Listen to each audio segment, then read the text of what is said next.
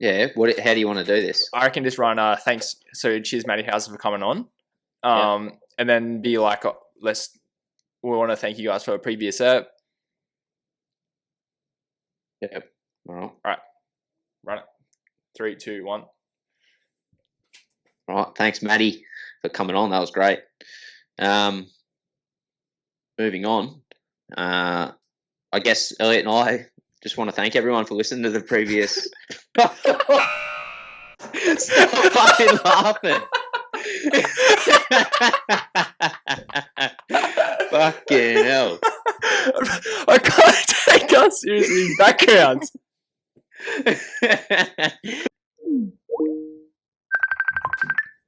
Kiddos. Let's go. Where have you got your notes on your phone? Yeah, I'm just on here. Where are you? Yeah, let's go. Let's go. Massive thank you, Matt Hauser, for joining us today.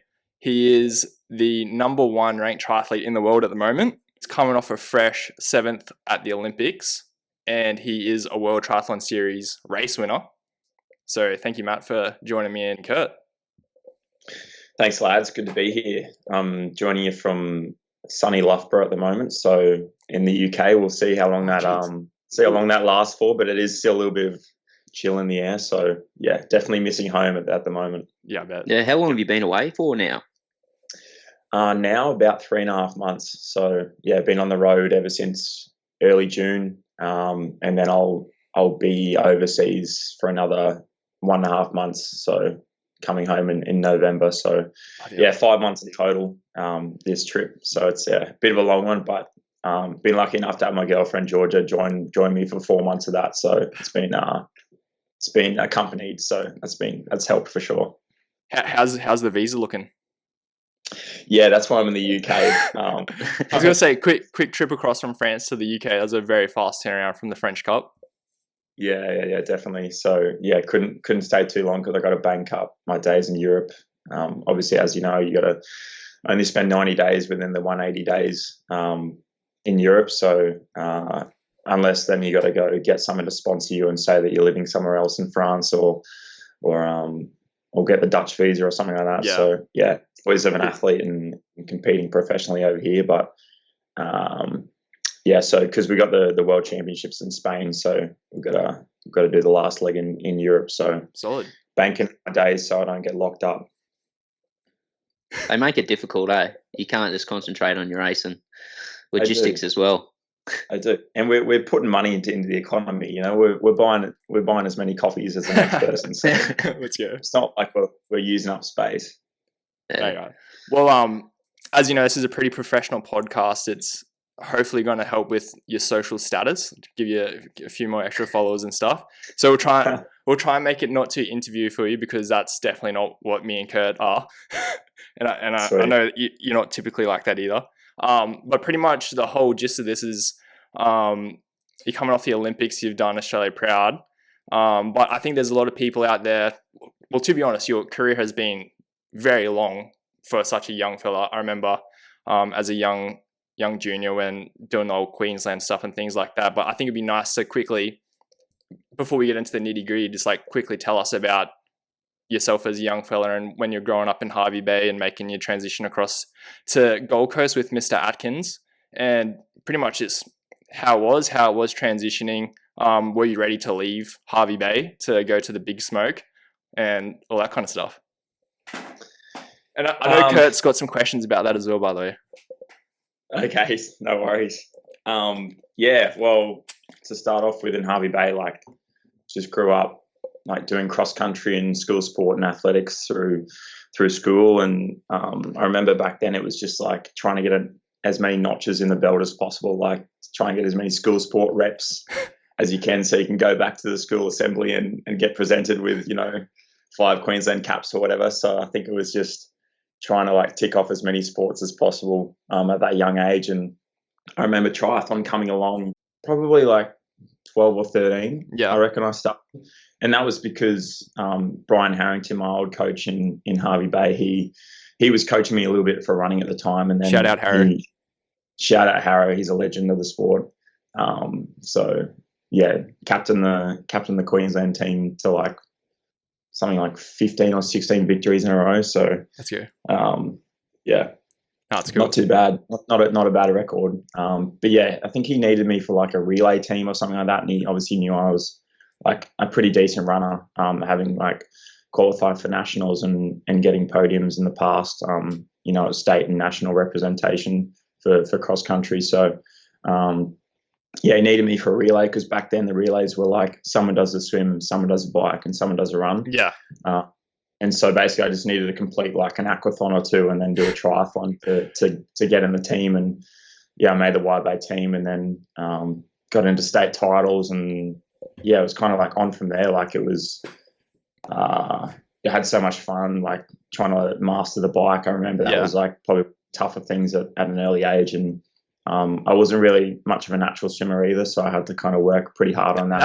That's what we wanted to talk to you about today. Is like I remember because you've got a few years on me, but I remember like you're always like clawing it back on the run, and like you were relying always on like your unreal run to pull off all these wins, especially in the juniors. So, and I remember everybody was always like, oh, like we just got to like try and work together on the bike to get away from Matt because he's just going to win the run. But like now you've turned it around from like your swimming being like your weakest to like now you're nearly leading out of the water at all these like front pack every swim. Yeah. I mean, I'm really lucky that I'm 80 kilos and 6'1.5", so that probably helps a little bit in the water, a bit of extra buoyancy.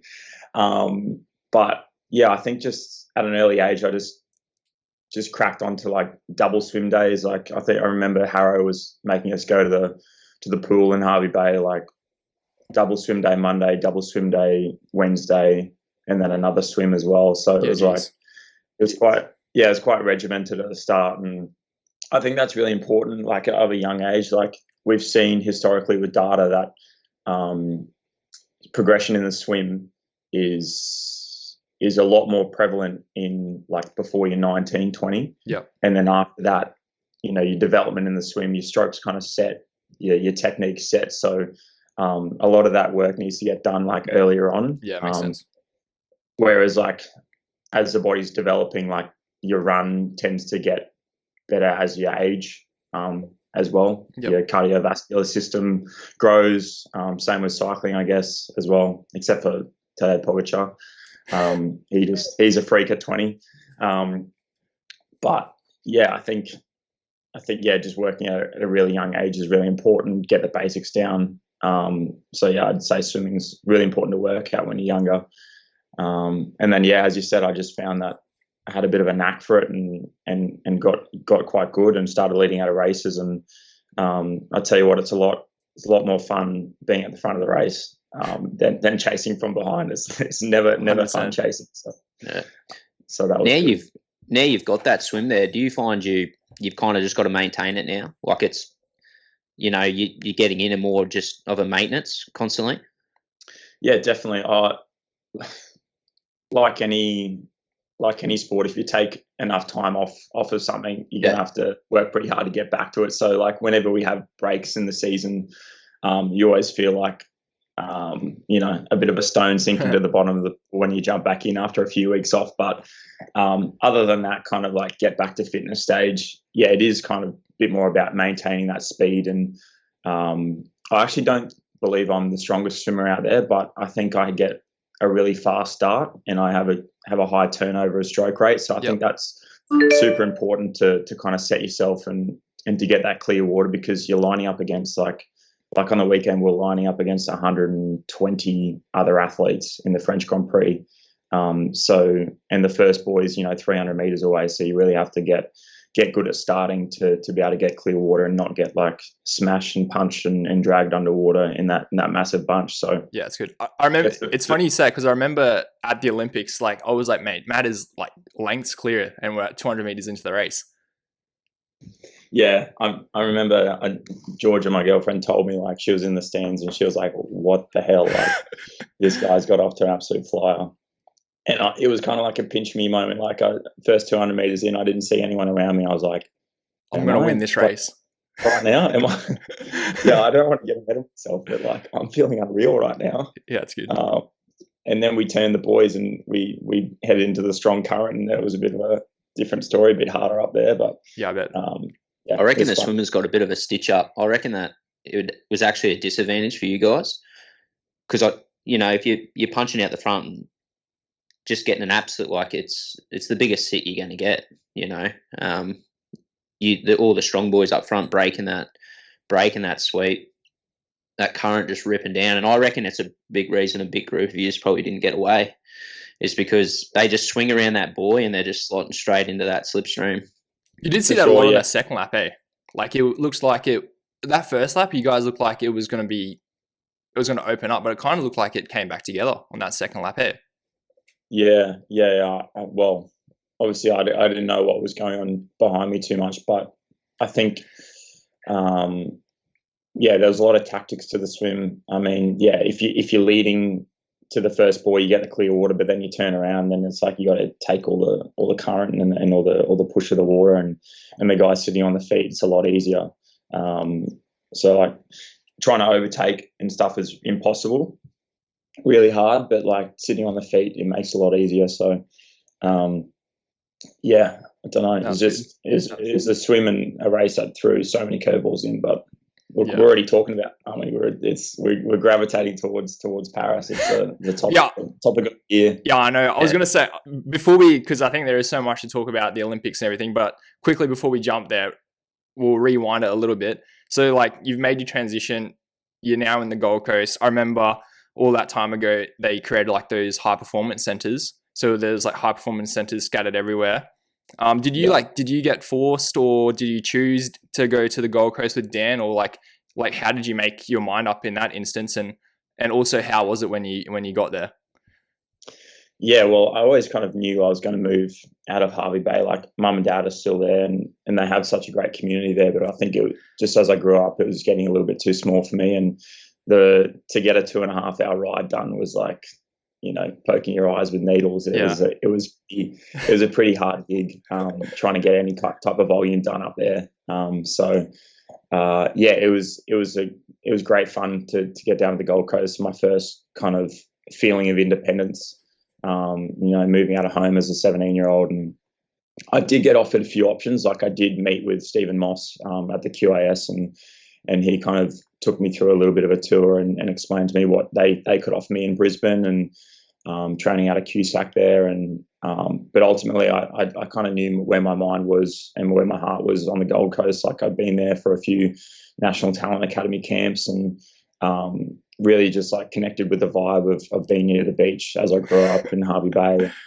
And then also like a few of the boys like Kai Wild and Jack Van Steck and Dan Coleman and stuff like that were already there. So I kind of knew and had a relationship with a few of the boys there. So obviously like also like Kai Wild, like everyone wanted to be him when we were younger as well. Like he was taking photos and being all so good.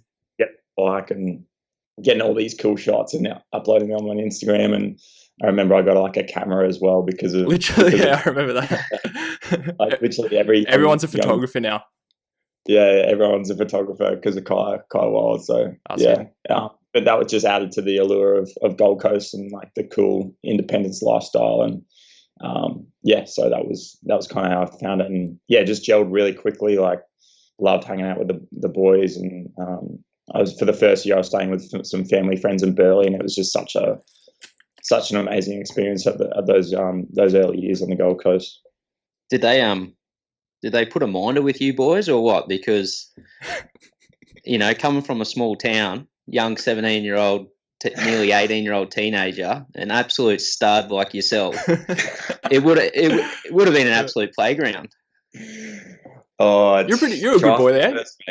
Triathlon first. I was a good boy for most of it, but we definitely enjoyed our teenage years. I think you have to. I think it's all about developing and learning what not to do later down the track. So now I know not what not to do. But you got to enjoy yourself. It's you're only in your teen years once. I think everyone goes through that phase, and then once you get that kind of that sense of how your hard work takes you to different places and takes you to higher places, I think that that was something that switched in my brain, that I was like, okay, shit, if I actually work hard at this and put in the time and put in the work and effort, like I can get so much further than what my talent is allowing me to. So yeah, it's just, you can't really teach it. It's got to be experienced, and everyone has to do it, I guess. So no, it's good. To be honest, I was going to do a segment with you, like messaging some of your mates, because to be like Matt's like the face of triathlons, and like it's like the poster pretty boy and all this kind of stuff. And I was like, all right, let's get some funny stuff about Matt to just throw out there. Your mates are loyal though, mate. None of them budged. Good. No, it's good. I've taught well. Yeah. No, it's good. But so I was just like, oh, let's keep all Matt's sponsors. Keep people happy. Yeah, it's good. No, but so did that Gold Coast, did that gel quite quickly? You know, your partnership with Dan and the group down there?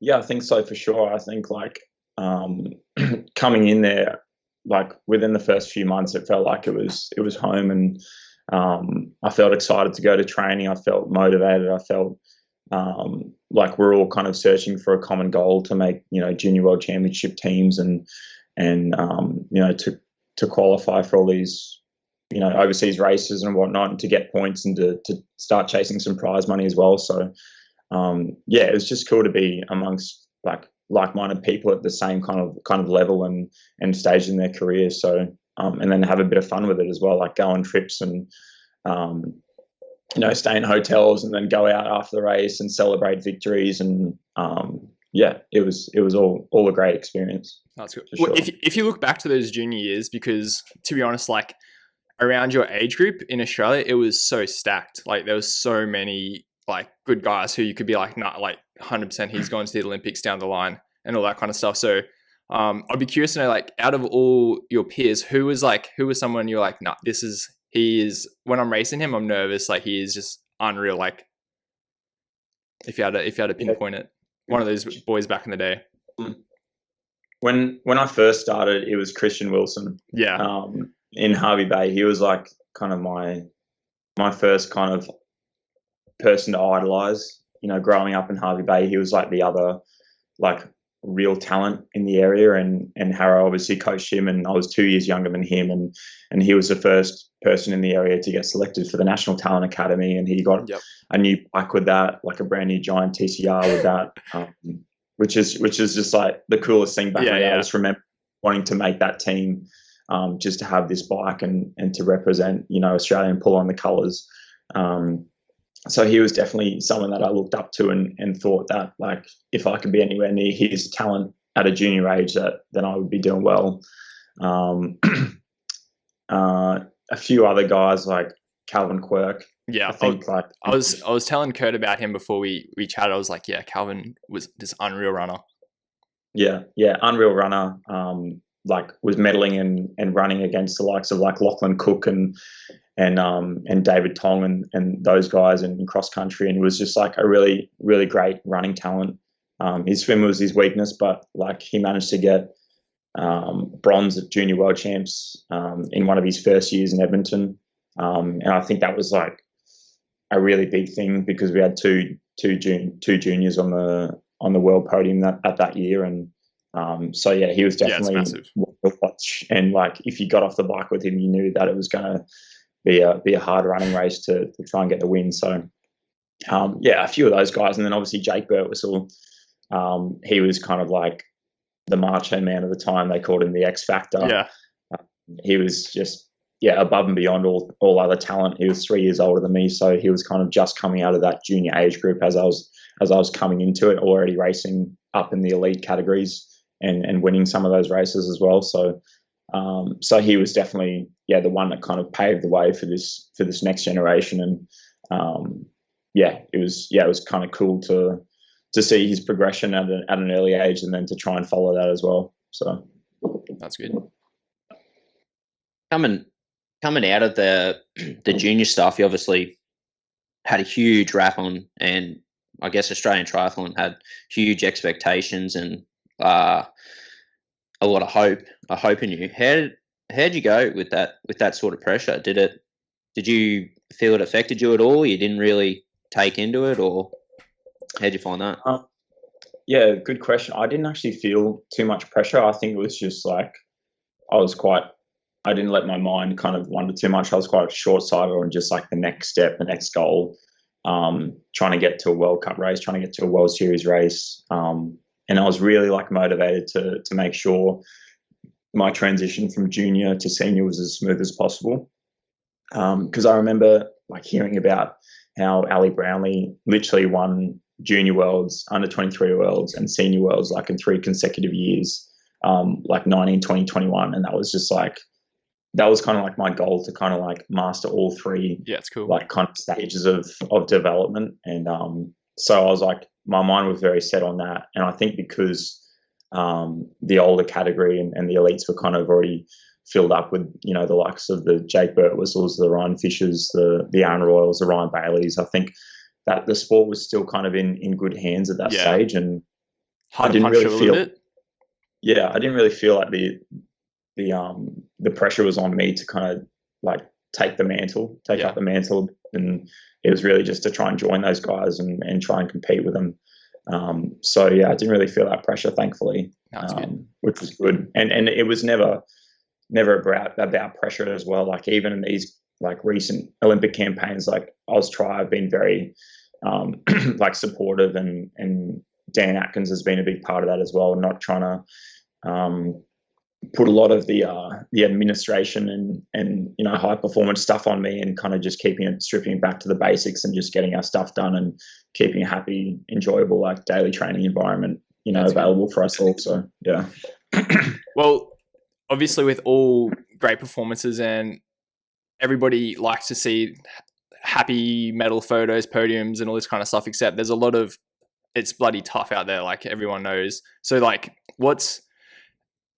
unless you're the 0.01%, like what's like your toughest thing you're coming up against, or like something during the season that is a hardship and all that kind of stuff that you've had to overcome, like crashes, injuries, that type of thing, or even just like are you struggling with being away from home? Like are you struggling with just the long seasons? Like what's tough for Matt? Because sometimes you don't know, like no one really knows. It's all looks glamorous on Instagram. Everyone thinks being an athlete's just you know right. easy work, but man, you're suffering for a living. 100%. Like so give us a little insight into that. Like, you know, how do you constantly just keep that motivation high? And because it's a long, you know, especially in Olympic season, like that's probably like staying motivated for an Olympics, I assure that's, you know, but now that's done, you know, is it the come down? I can assume it'd be pretty big. Yeah, I think the racing part and the traveling part is all the easy things for me, to be honest. Like the fact that we get to be over in Europe for, you know, 5-6 months of the year and travel and race and literally get two summers, like an all year round summer, is pretty special. And I definitely don't take that for granted at all. And then also like the racing part, I'm a racer. Like I love to race, and even if you don't have a good race necessarily, like the debrief with the boys after the race is like one of those special moments. Like we've all experienced it, where it's probably the favorite part of the race, where, you know, all the hurt and pain's done. Like you can kind of just like relax and chat through the race and you know, banter with the boys about what went on and what didn't, and share a beer and whatnot. But so those are all the fun parts. I think the thing for me is like the mundane, monotonous, like, you know, getting up every morning, trying to motivate yourself, and just trying to get the hard Ks done.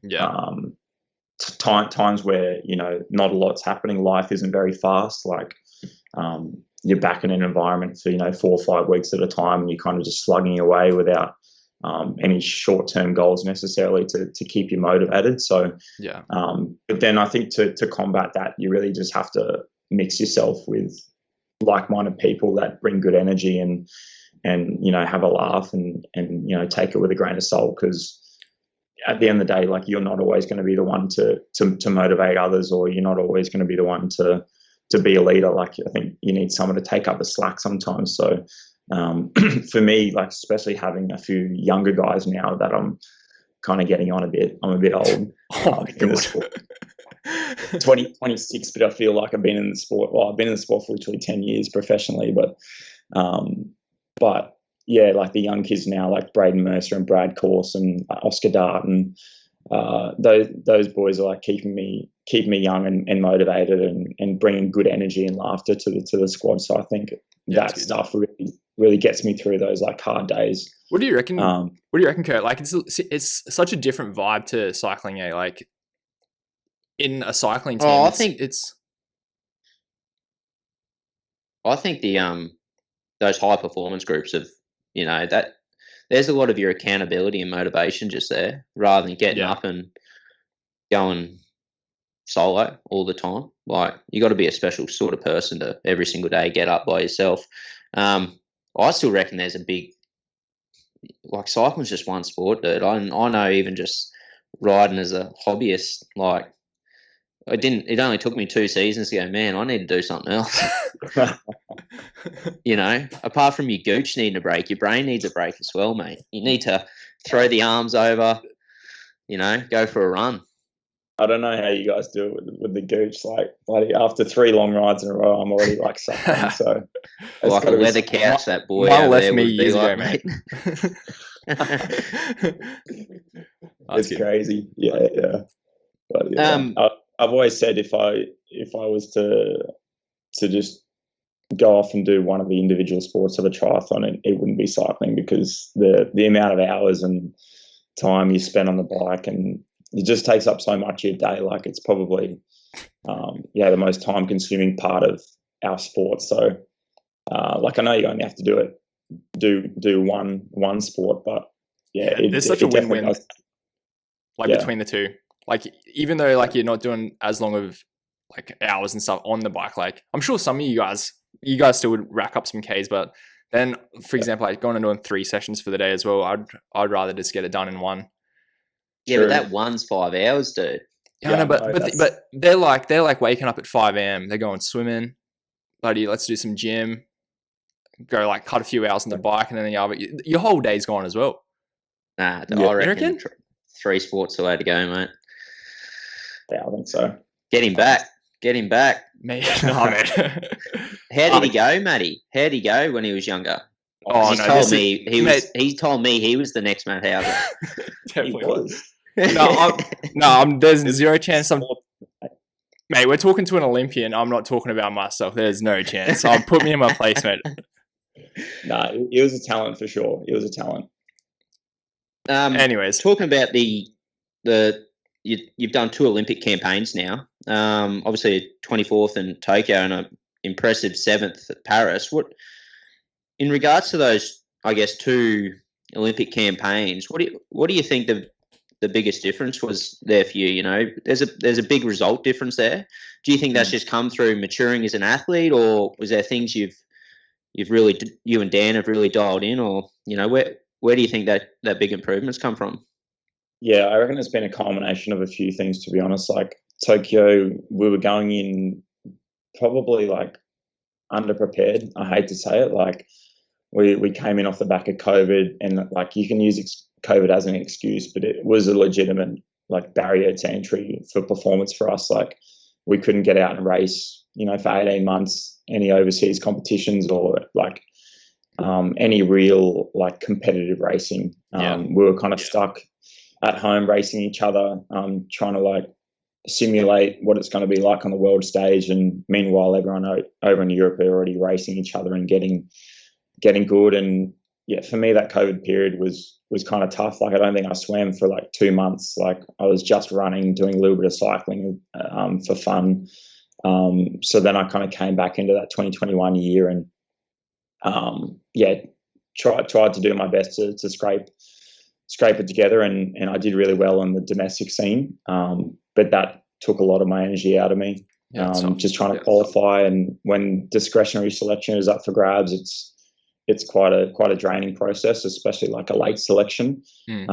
So for me, I was putting a lot of my energy into qualifying for these in these domestic races held in Australia. And then by the time we got to Tokyo, after having done like quite a bit of heat prep and stuff like that, I think that kind of took away from a little bit of my overall fitness, to be honest. Like I was just not getting in the quality work.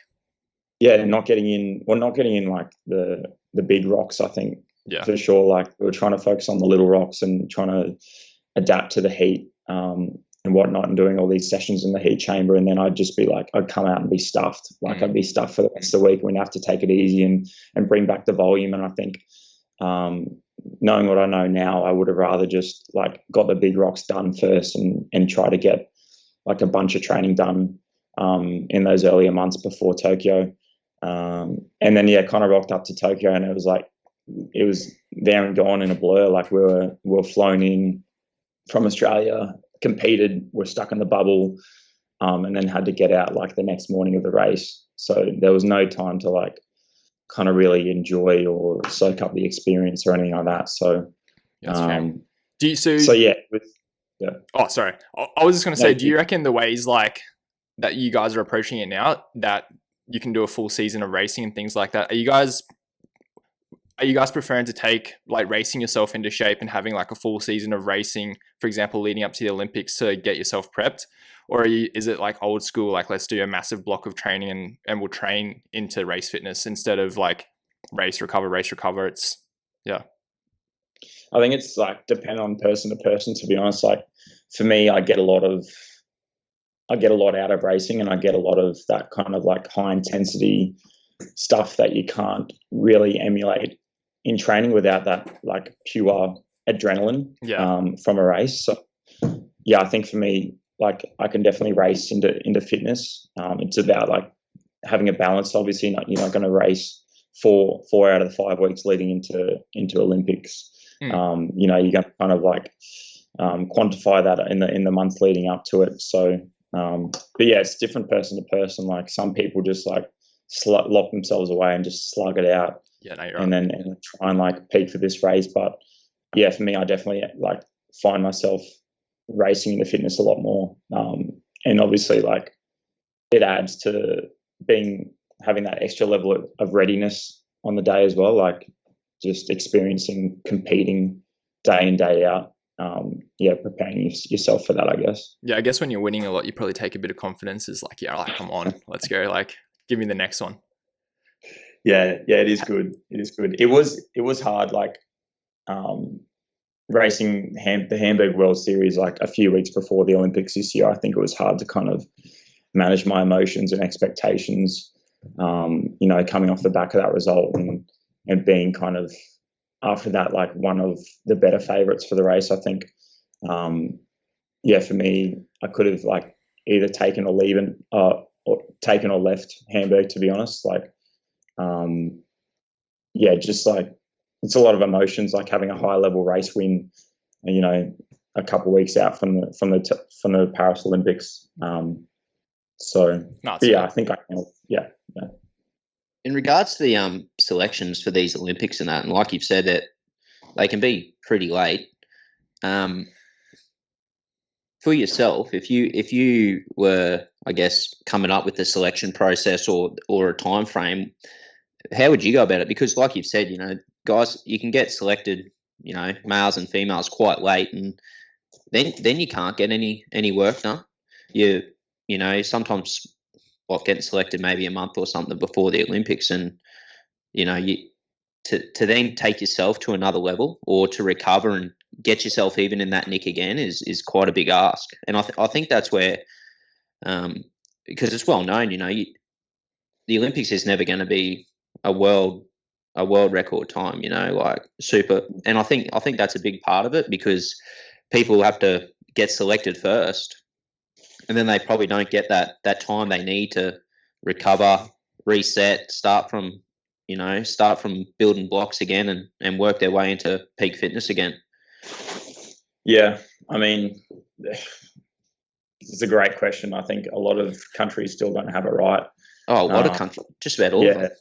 Yeah, it's just definitely a balancing act. Like I don't even know how you would do it correctly. Yeah, like like a lot of my peers like came into the Olympics just like mentally drained, just from going through selection, like headaches and trying to push for selection, like against their compatriots, and it's definitely something that can't be understated. I guess like that kind of mental fatigue of trying to make like a childhood dream come true, and then having to then step up and go, all right, I got to race the best of my life right now. Like I got to give the performance of my career right now, after having just like given blood, sweat, and tears to even just make it there. So I think that's why like just making Olympics is an impressive and understated achievement. When you look at in our sport, there's only six medals, male and female, on offer, and that's it. Yeah. So, and everything else is kind of perceived like from the countries that send athletes as not necessarily a failure, but like a kind of non-event. So, it is tough, and selection headaches are something that luckily I haven't had to deal with in the past too much. And I definitely don't want to be on the other side of that either, trying to make those tough decisions. Kurt, do you reckon they should be doing selections like 4 months out and just do like swimming, like this is the race, like whoever's going 1, 2, 3, they're going? Well, that's hard because, you could have someone like Matty that's dominated for ages and he could just have an off day as well. But I definitely think they need to finalise their teams with, I'd say at least 3 months. That's a bit of a rest and 12-week block. And because, I just I can't fathom how the nation, commission and body expects you to get back to a high level, especially like they're disputing these as well, man. Like, it'd be very, very stressful. And Matty, what is the reason for the late selection? Like, do you know anything about that? Well, I guess it's the most accurate. Can't speak with my lawyer with me. What'd you say? So can't speak with my lawyer without my lawyer with me. Exactly right. I guess like really it is the most accurate kind of indication of how your form is going to be for the Olympics, because it's like it's the closest thing to the race. Yeah. Like I think that's why selectors waste so long, because like in a short few months, unfortunately some things can happen in training, or you might not get the peak right, or so while it might be like a bit of a mental headache and a mental strain, like physically it is the most appropriate thing. So that's why it's like such a juggle between the mental strain or the physical capabilities of your peak. So I think it'll be a while until someone gets it right, but at the end of the day, you just try and be the best athlete you can for as long as possible in those like selection windows. Like you just have to kind of race your heart out and try and do your best and trying to put your front foot, your best foot forward. So there's a new head of performance roll up for grabs at the moment, isn't there?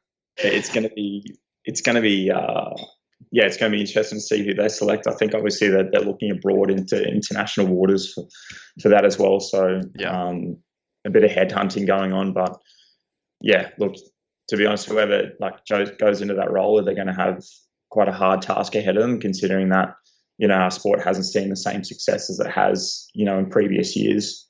And obviously with Brisbane 2032 coming up, it's there's a lot of pressure on sports in Australia to kind of deliver. So now is the time to try and get it right and experiment a bit, and to try and look forward into the future. Yeah, that's good. Well, to have a quick little rest from triathlon talk, I was curious. So I was chatting to Matt a few weeks ago because I was watching Dan Does Footy, the AFL podcast, and he mentioned that Matt Hauser will be making an appearance on the podcast, but we've swept in and stolen Matt before Dan. Yeah. So what happened? I was waiting for that, mate. Yeah. Well, he's a busy man, right? And obviously he's dealing with the morning loss of the Carlton Blues, not making the finals. So it's funny, my misso goes for Carlton as well, and I'm a Lions boy, obviously. So it was good to get the win over them first week of finals. But I know Dan. I just spoke to him briefly about his running schedule, obviously with the Gatorade lose by run by, and that was pretty brutal what he had to go through. So trying to give him a few tips and whatnot for that. I had no answers for the blown out hip though. That was all on him. Hip awareness. Yeah, exactly right. But yeah, I don't know. We'll see if it happens eventually. But I think the hype of the Olympics has kind of died down now, so might have lost my opportunity. So no, mate, this podcast is going to bring it back. Don't worry. so always. You want to do a bit of training talk, El, or what? Yeah. Just so people get an indication at home, on an average, let's say, just averaging out the year, you reckon you could give us a run through on, what sort of hours you're putting in on average, and split that up into swim, bike, run, and pretty much what a standard week could look like, just so some, because I don't think people have any idea just how much, you guys and girls train. It's like going to work, So, if you give us a little, I guess, average.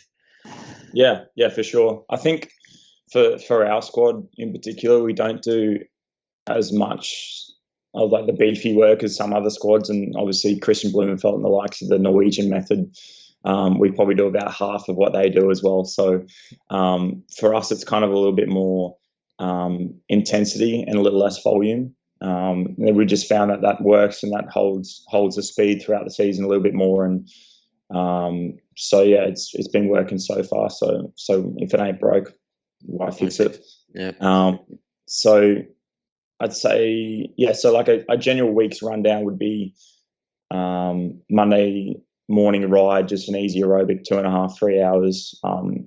Get over all the fatigue from the weekend. And then Monday afternoon, like a kind of solid aerobic session, maybe 5K worth in the pool. And then Tuesday morning we do an easy jog, like 6 to 8K, and then we go into the pool for a bit of a technique strength session, so about 4.5-4K.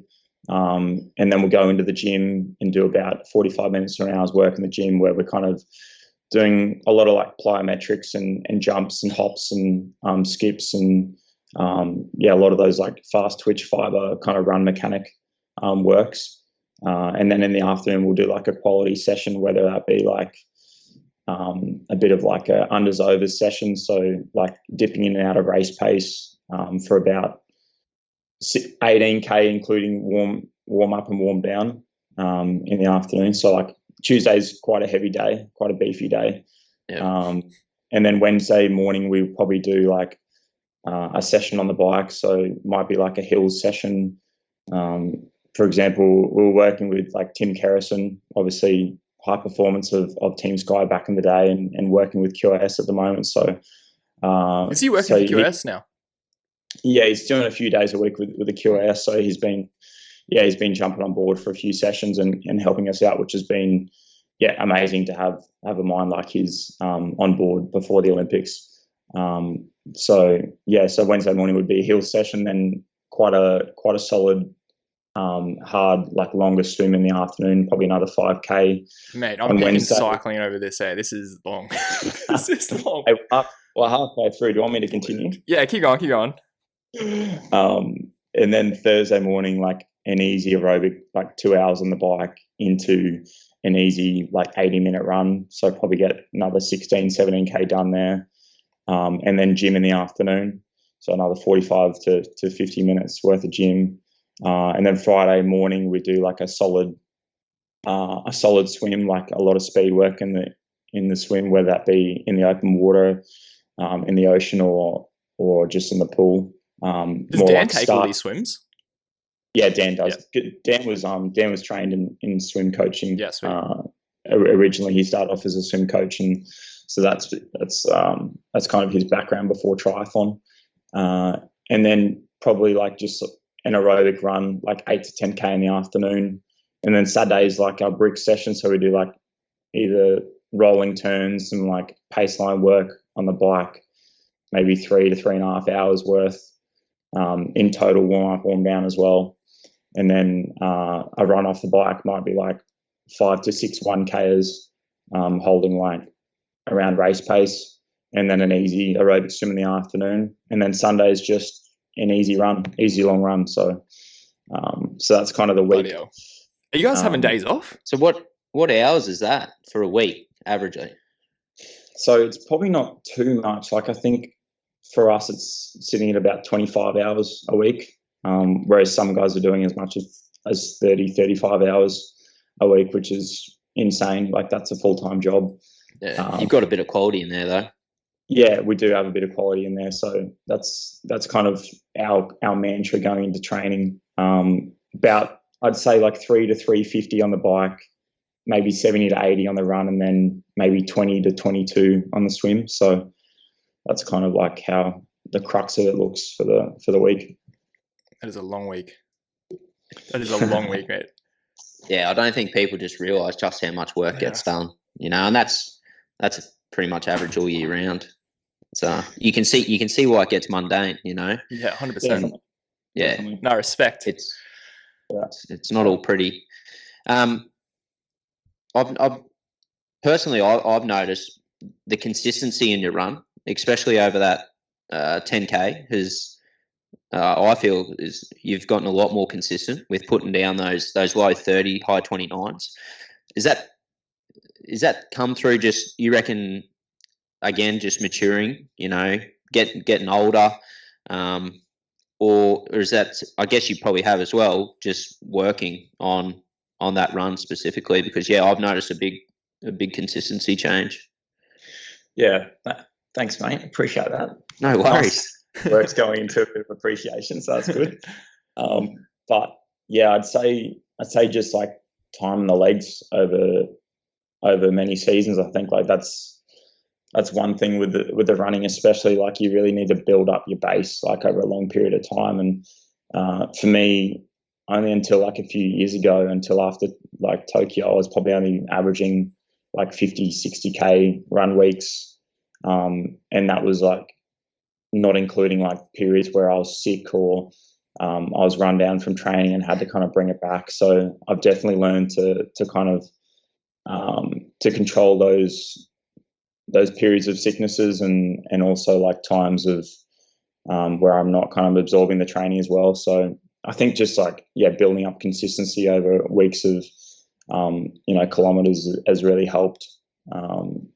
And just like, building the Ks and the legs over many years, I think has really helped as well. And I'm building confidence as well. Like it's one of those things where, 5K I've really got down pack in my pacing strategies, but 10K was kind of always eluding me a little bit, and I'd look to, the likes of Alex Yee and those guys who were really like putting down some fast 10K times, and I wasn't quite there. I was a little bit off the mark, 20, 30 seconds off. So I think now I'm kind of getting to a stage where I'm a lot more confident in my ability, and I can kind of pace myself, in regards to those like higher paces and try and stick with them for as long as possible. So, So with that, right, there's obviously like so many different methods you can do to really get your run cranking. Like, so do you, like you're saying, do you think you're getting it from like getting that consistent run down pat from like really good quality work, like just like raw training? Or for example,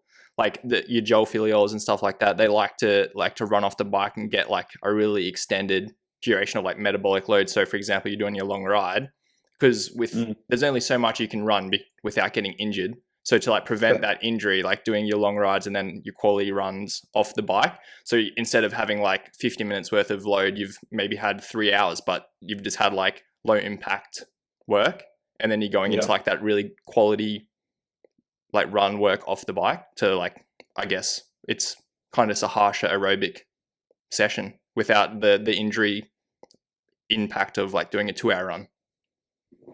Yeah, for sure. I think that's why most of the time throughout the year we kind of join our bikes and runs together as well. Like even if it isn't like a quality brick session, say on the Thursday we're doing a 2-hour aerobic ride straight into, off the back of some food and a bit of hydration, we're going straight into like a 70-80 minute run, which is just all aerobic, but it's building that kind of that base, and then also like Tuesday's gym kind of plyometrics session into like the harder quality session of the week in the afternoon for running is kind of also based around that. And then also the brick session on a Saturday morning. So, so as you said, you can't run like endless Ks Forever, throughout the yeah. week.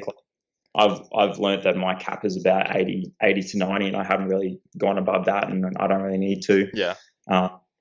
So yeah, for me, it's kind of just like building base over many consistent weeks. Because yeah, in the past, I found that I just get like really run down and sick quite easily. Like, your schedule wouldn't really like identify that, like during the week. Yeah, I joking. don't know. It's just, yeah, absolutely. It's got to be hard though when you like the run is like I think majority of people say a real patient game. You know, it's just years and years and years of staying injury free and just consistent Ks. But coming out of juniors with such a, you know, absolutely again expectation and absolutely flying, it's a big step up to the big boys. And someone as talented and as athletic as yourself, I'm sure you know that you could absolutely rip the skin off it and start, you know, running to that standard pretty quickly. But then your longevity is just not there. You're just gonna fall apart. Yeah, definitely. And you know, I see kids running like at the ages of 15, 16 running above 100 Ks, and I just go like, how the hell are you doing this? Like, it's crazy. Yeah. And it's Jakob Ingebrigtsen. He's been doing it since he was like 14, running like 100-mile weeks, and it's just like, yeah, it is ridiculous, and it is a thing where you kind of get to your peak ceiling like quicker for sure, but it probably like lowers the peak ceiling for you as well, because like as your body's trying to develop, you're also like smashing it each day, and it's a balancing act. Because you're not going to win an Olympic gold in our sport at the age of 16. Yeah, exactly. You kind of have to prepare for those like peak years where you're hitting your peak stride, and yeah, you don't want to kind of like harbor yourself during those like development years. Yeah, makes sense. Well, I think because when you were a junior, like you were so talented anyways, like you kind of didn't really need like those massive loads anyways, and you were performing well. But I remember like specifically like there's people when you were a junior like, oh, he's like peaked too early, all this kind of stuff. You probably heard it, and it was like, oh, he's winning all these national medals when he's a junior. It's pretty rare to see people go on still like as a young fella when they're winning all this stuff. Just they're used to winning, and then they leave juniors and it's like they just don't want to do it anymore. But you did a pretty good job of like just pressing on. So yeah, what do you say to them? Look at me now. Say stuff you do. Yeah, stuff you don't. But that was the thing. I remember people would always say like, oh, like he's peaking too early because he's winning every single nationals he enters when he's a junior. Yeah. I think it probably comes back to the amount of Ks I was doing at the time, and I think it might have been a different story if I was doing like those high training loads, and as soon as you hit those loads, you really have to maintain those loads throughout the rest of your career. Like as soon as you hit those peaks, and your body adapts to those peaks, and it's like, yeah, you have to kind of kick on or go bust.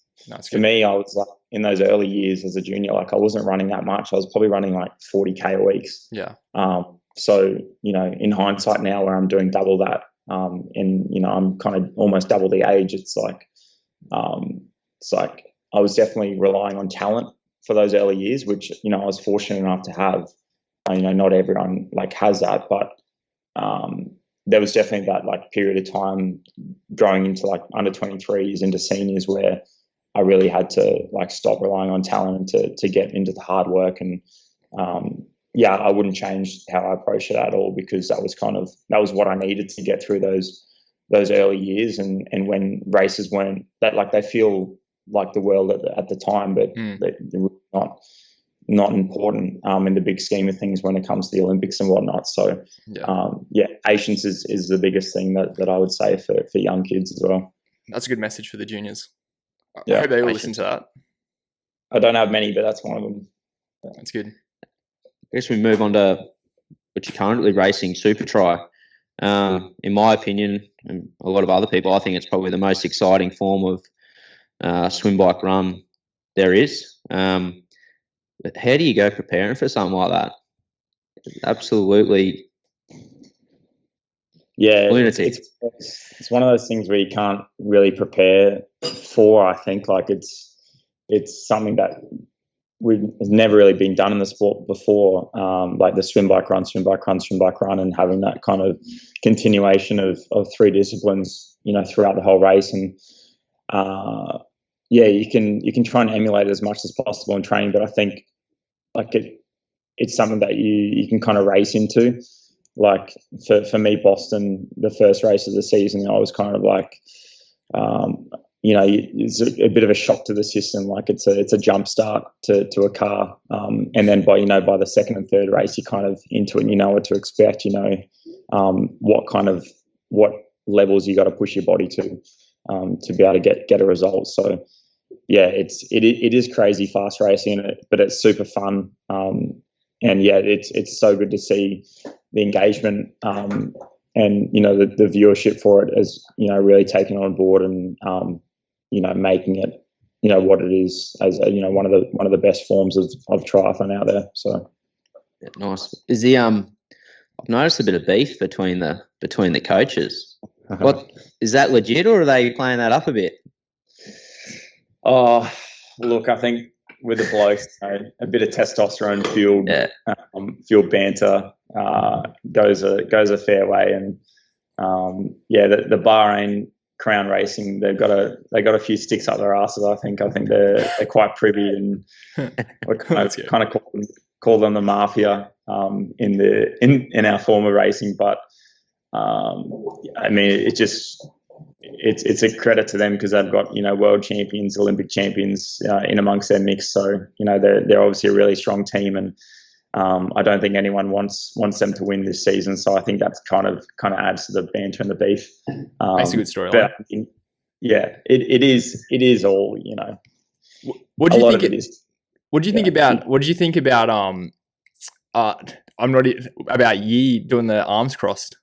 Because them two seems like real good mates, so I reckon it was like lighthearted and everything, but it was pretty funny because I don't know if it's like these Netflix shows where they're like telling them to to butter some stuff up and just like blow it out to proportion, or I think whenever stuff like that happens, like the media and marketing team of Superstar goes, yes, like legit. We've got some, let's bite on this bait, let's dig into it further.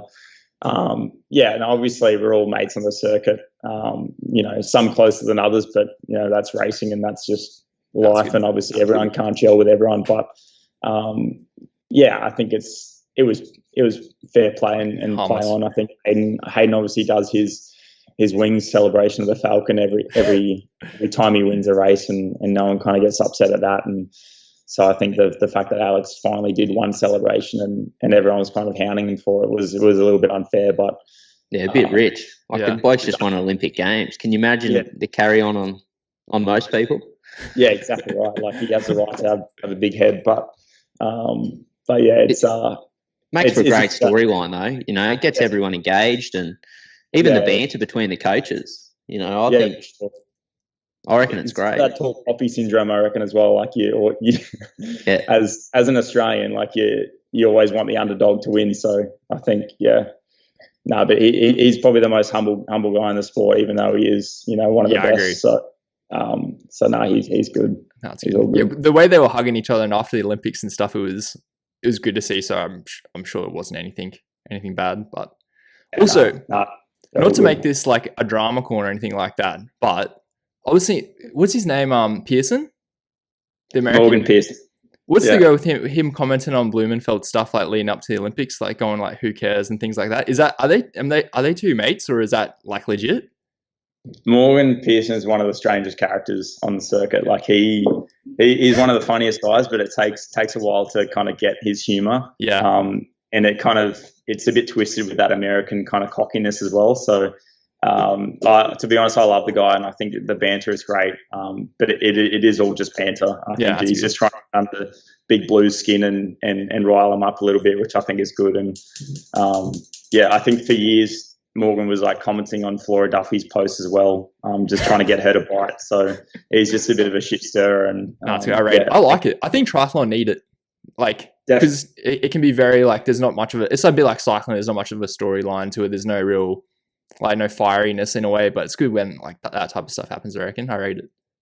Yeah, for sure. And I think we're seeing a lot of that in like the longer distance stuff. Like a lot of their kind of interactions is a little bit more fiery and a little bit more to talk about, and the age groupers love to sink their teeth into it. So I think it is good for the sport and to have a bit of banter between athletes, and as long as it, you know, we all shake hands and kiss and make up at the end of the day, that's all that matters. So yeah, it's all good for the sport. And at the end of the day, the athletes are going to benefit from it as well. You know, if it brings in more viewership, you know, more money, so it's a win-win. You get to have a bit of fun at the same time. I think that's the aim of Super Tri, right? Like, it's to kind of commercialise the sport a little bit more, put a bit more money into our pockets, and to be more entertaining for everyone. So yeah, I think it is great. That's good. You got like your Nadals and stuff like that who have their little quirks, like he's spinning his bottle and making sure it's all lined up. What is like the weirdest pre-race ritual that's on the circuit at the moment? That's just, you're just like, what is this guy doing? Oh geez, I don't know. I know, you know, Lukey Willen. I do know Lukey. Aussie triathlete and Olympian now after Paris.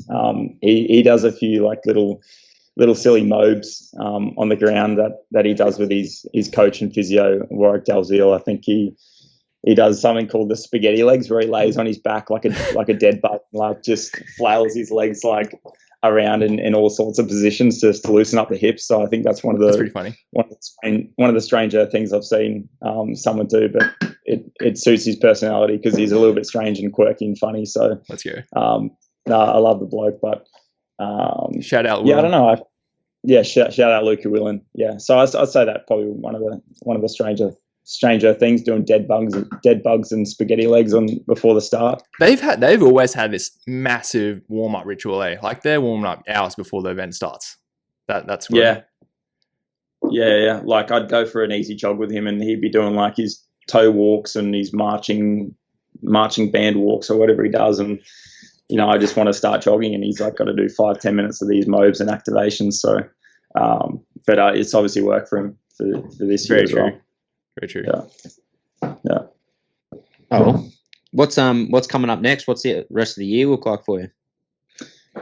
So coming up next, I've got Way High WTCS, which I'm sure we're all excited to go to China. You know, it's it's a bit of a ball ache trying to get there from Europe, and an expensive and long trip. I think we got a 6-hour layover on the way there and a 9-hour layover on the way back. So, yeah, it's all part of it though, I guess. And it's the second last race in the World Champ Series, which I'm currently leading. So I kind of have to go there and show my face. Yeah, unfortunately, yeah. So, but no, it'll be good fun, and it's a bit of a hilly course as well. I think there's 8 laps and there's 90 meters of elevation per lap, so it'll end up being a solid course and a testing course for a true triathlete. So yeah, that's good, man.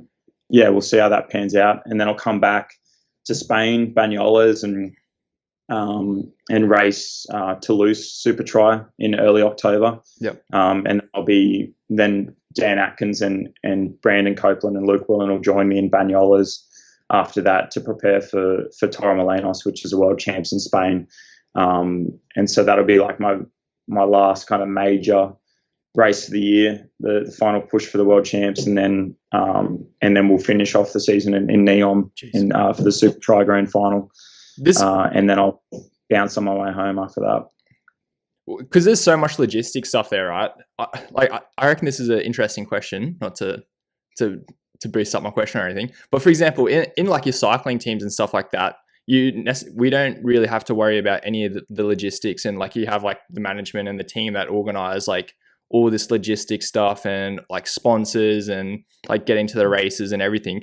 Like, since for most of this stuff you're not technically in a team or necessarily like a cycling team where it's like a lot of people, like who's organizing your stuff? Like, for example, with like, because you're not paid by a team for the whole year, like do you like earn your income and then you've got to organize your logistics, like your houses and your transport and like your flights and everything? Or do you have like a manager who looks after all that stuff and like getting you to where you need to do? And like, because that's a lot to organize by yourself.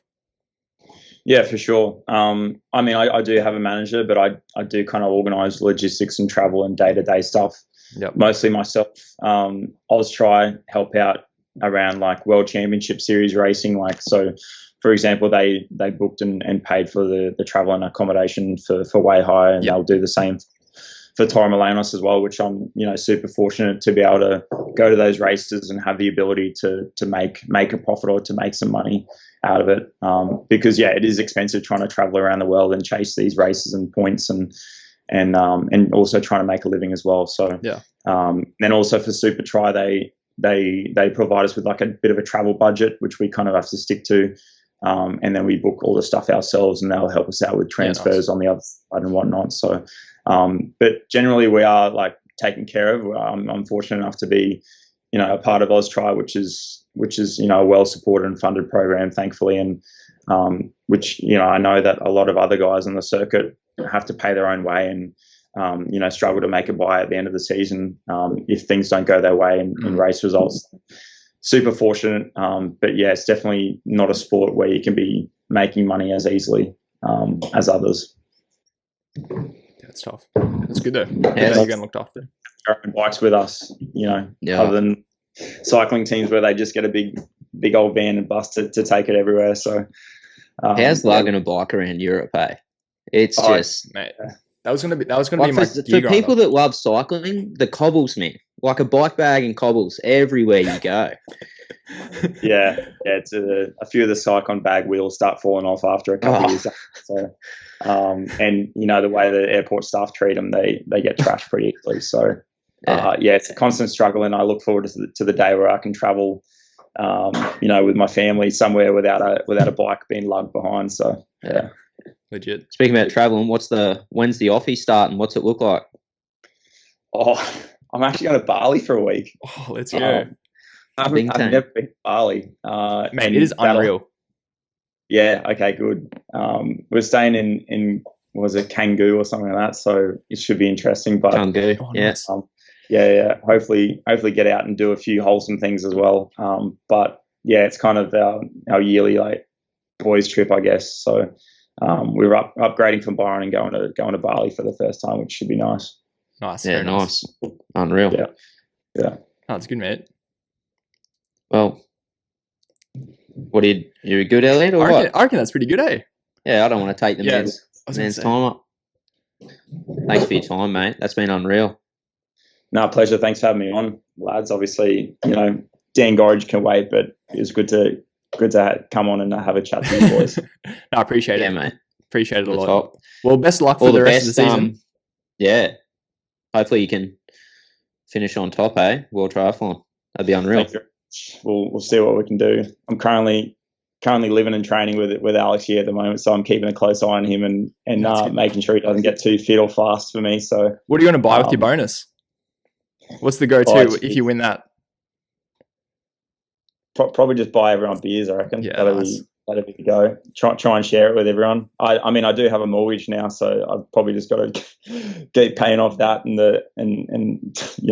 doing grown up stuff with that, so it doesn't get too exciting from here on in. That's good, man. On the Gold Coast.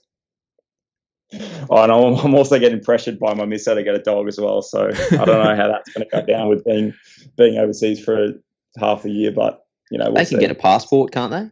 The dogs, that's good. Surely, but on the Gold Coast. So nice.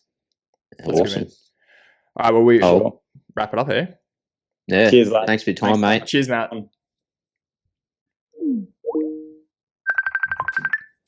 Kiddos. Let's go. I also reckon we need to figure out how we're going to run this podcast setup, because this is, if we're for the boys only, if we're running this little and big is not it, eh? Nah, but the rockets are it. They are. I love it. Should we just cement it? It was funny. We were trying to be a little professional with the blur, and then Matty just he didn't care. Star Wars themed it. Also, just want to say massive thank you for the love we got on the first episode. It was insane. We're very overwhelmed. We'll keep it going. Way more. I thought it'd just be 2 listens, you and me, mate. I know. There was 4. No, it actually went really, really well. We had great feedback, which is surprising. I'm you know, people obviously don't mind the boys having And a why yarn. wouldn't they? Nah, yeah, you're right.